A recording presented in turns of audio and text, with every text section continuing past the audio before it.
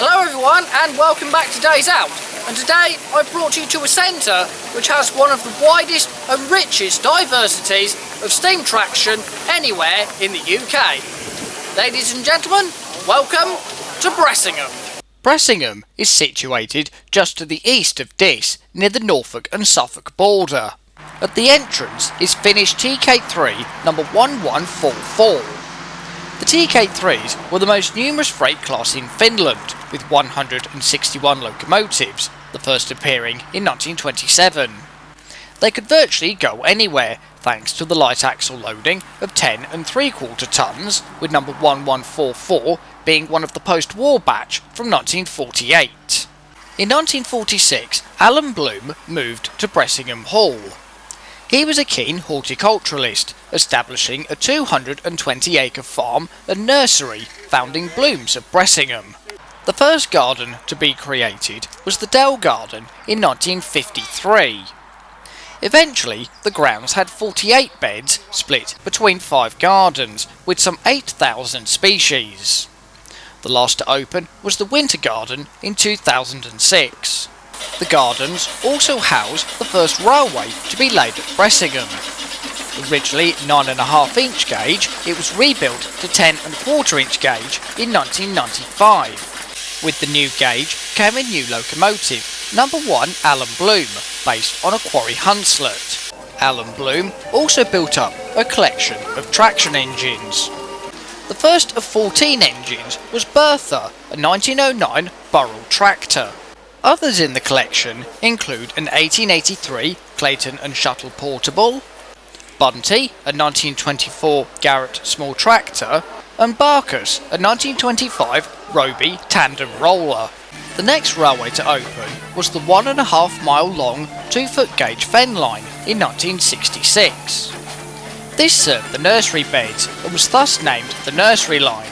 However, since the nursery's closure in 2011, a nature area has been established and the new name adopted.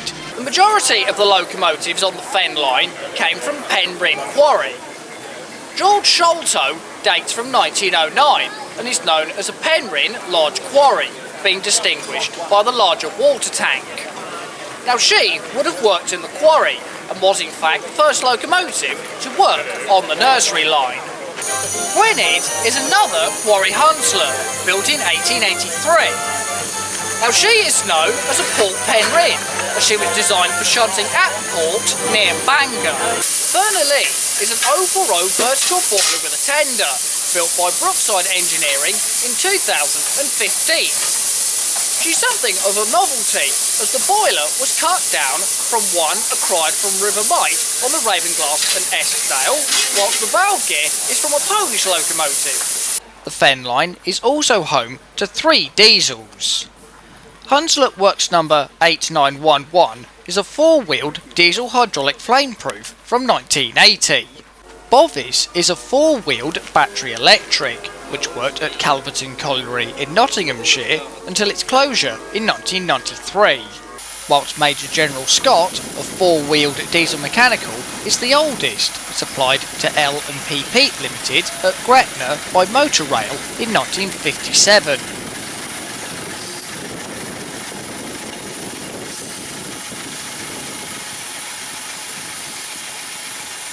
Jenny was visiting from the Amerton Railway in Staffordshire.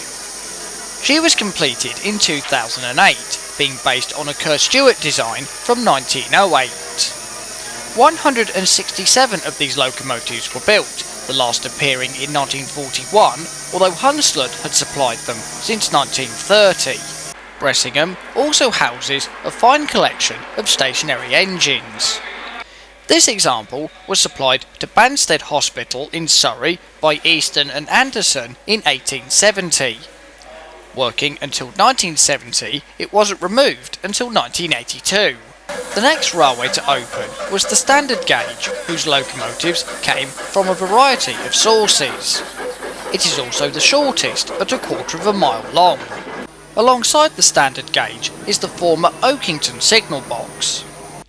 Oakington Station opened in 1847 on the line from Cambridge to St Ives and closed in 1970. It was also where Alan Bloom learned about horticulture. The first source of locomotives were from industrial firms. In this lineup are Blue Bottle and Andrew Barclay 040 Fireless from West Thurrock in Essex, Beckton No. 25 built by Nielsen in 1896 for Beckton Gas Works, and an 040 diesel hydraulic from British Sugar at Bury St Edmunds. William Francis was the last built and the only surviving standard gauge Garrett in the UK. She was outshot by Bayer Peacock in 1937 for Baddesley Colliery in Warwickshire. Withdrawn in 1966, she came to Bressingham in 1968. The next source of locomotives came from the National Collection, most notably the Britannia Oliver Cromwell. Thundersley is a Class 79, designed by Whiteleg in 1909 for commuter trains on the London, Tilbury and Southend.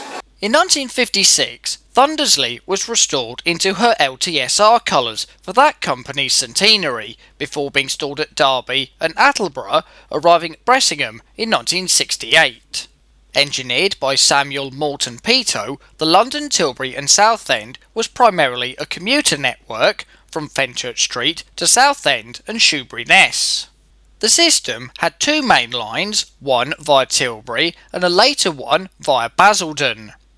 The company was taken over by the Midland in 1912, but remained independent until the grouping of 1923, when it passed to the LMS.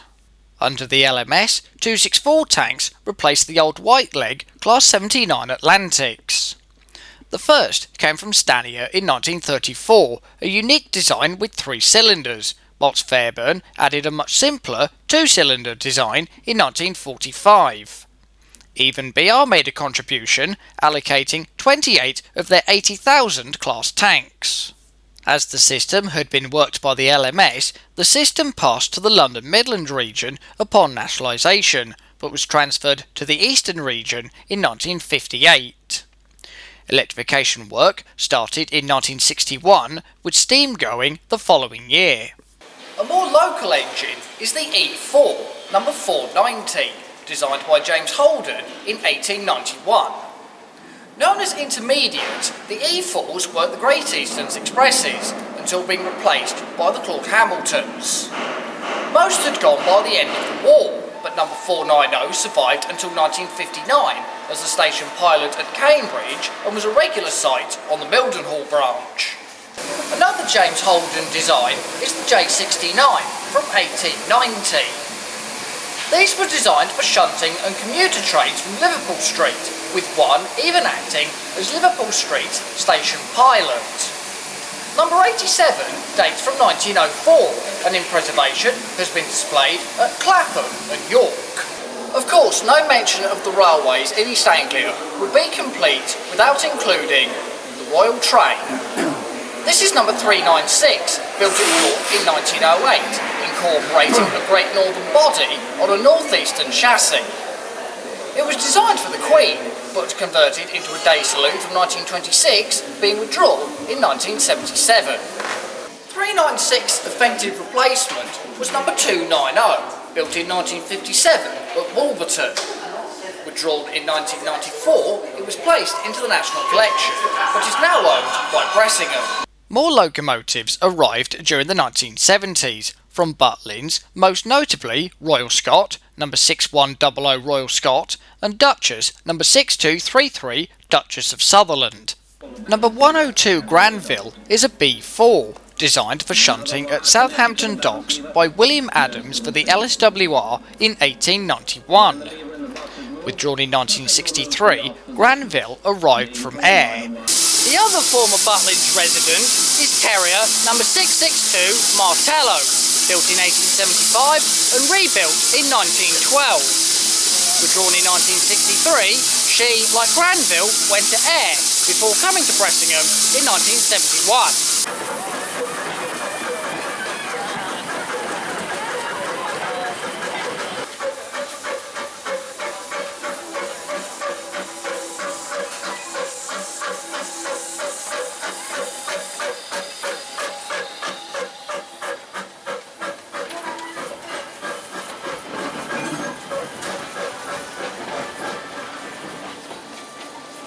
The final source of locomotives came from abroad. 377 King Haakon VII is a Norwegian 21C, one of a series of moguls started in the 1880s. Eventually totalling 70 examples, 377 was constructed in 1919, coming to the UK in 1971. 5865 Pia Gent is a Kriegslok built in 1944 and also worked in Norway. Withdrawn in 1958 and placed in a tunnel as part of a strategic reserve, she came to Bressingham in 1973. 11104 was supplied by the Vulcan Foundry to Dover Gasworks in 1956 and later moved to Purfleet Deep Wharf in Kent. She never worked for BR but has been rebuilt, similar to a Class 04 on the Wisbech tramway. First proposed in 1873, work started on the tramway in 1880 in accordance with the Tramways Act of 1870. Reaching Outwell in 1883, it was completed to Upwell in 1884. Replacing the Wisbech Canal, which closed in 1922, a passenger service ran until 1927. Thereafter, the tramway became freight only, its principal traffic being fruit in the summer. The first trams were the G15-040s of 1883, with the largest C53-060s arriving in 1903. Sentinel provided a small 040 in 1927 and a unique double-ended tram in 1930, but neither of these lasted very long. The first diesel was trialled in 1947 by the LNER, with BR introducing the Class 04s in 1952 to replace the steam trams. The tramway closed in 1966. The newest exhibit at Bressingham is 9F number 92203, Black Prince, outshot from Swindon in 1959. During her BR service days, she had a brief spell on the Somerset and Dorset and worked the last steam-hauled iron ore train to Shotton in 1967, before being acquired by artist David Shepherd. She then moved to Longmoor, followed by the East Somerset Railway and the Gloucestershire and Warwickshire, before being acquired by the North Norfolk Railway in 2015 and is currently on a 2-year loan to Bressingham following the expiry of her boiler ticket. The final railway to open was the 15-inch gauge Waveney Valley in 1973.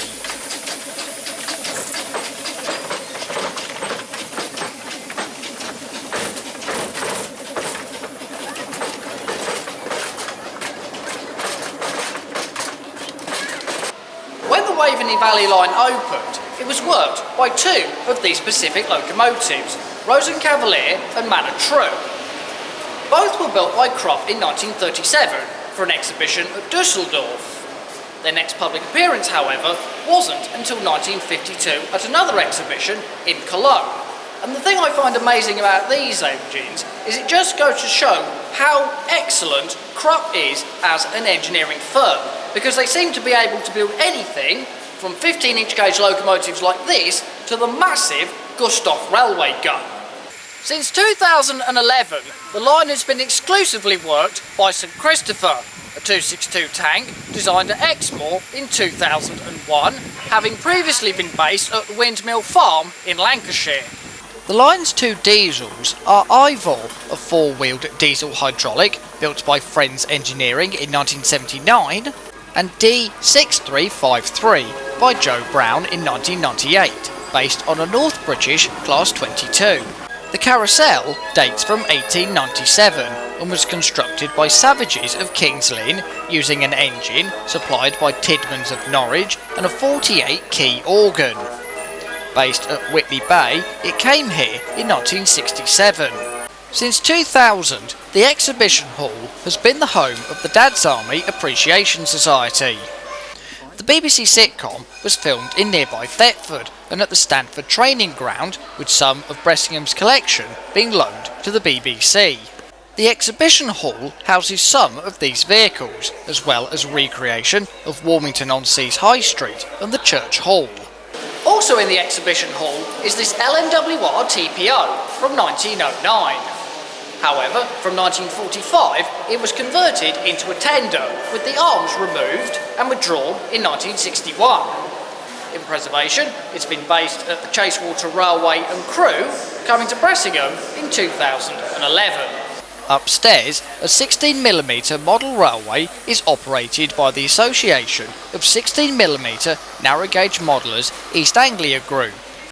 The layout has a variety of stock covering the UK and overseas. Another model railway in 00 scale is based on Thetford Bridge, whilst display cases house a wide variety of railway armour. So that was our visit to Bressingham. Hope you've all enjoyed the video, and don't forget to like, subscribe and leave a comment. Take care everyone, and I'll see you all on the next Days Out. Bye for now.